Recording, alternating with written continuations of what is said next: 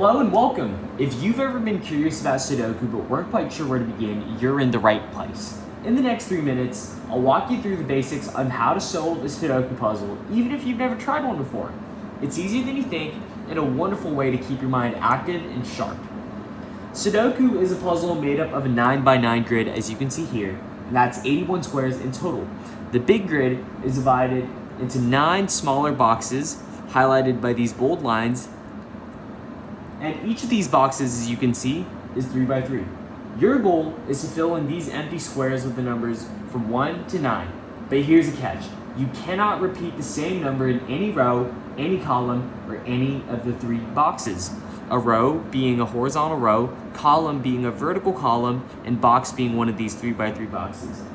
Each number from 1 to 9 should appear just once in every row, column, and box. Let's take it slow. Start by looking at the numbers that are already filled in on the puzzle. Choose one number, let's say the number 4, conveniently highlighted for us, and see where it already appears on the board. Now check every box, row, or column to figure out where that number could logically go without breaking the rules. Sometimes, for example, you can find a spot where it can only fit in one place. That's going to be your first move. This number 4, there's already a 4 in this column, so that means there cannot be a 4 here. There's already a 4 in this column, that means there cannot be a 4 here or here. And there's already a 4 here, meaning that you can't have a 4 here either.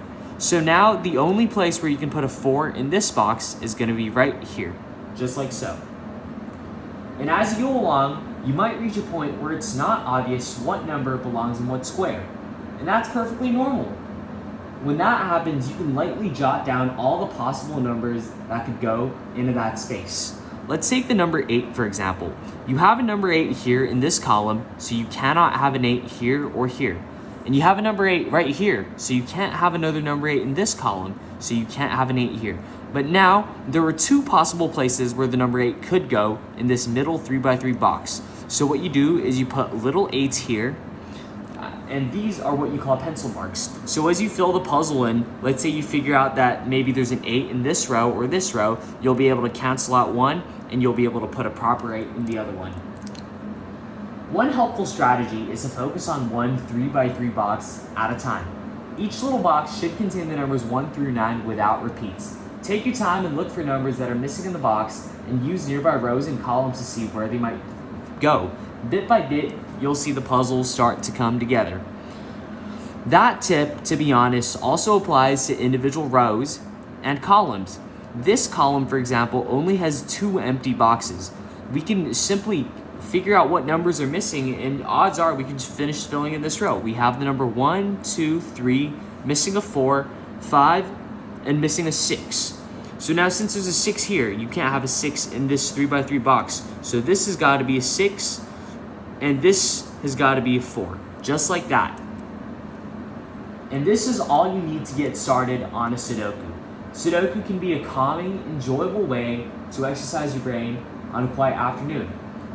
There's absolutely no need to rush or guess. Sudoku is a game of logic and not speed. If you get stuck, just pause, take a breath, and scan the puzzle again.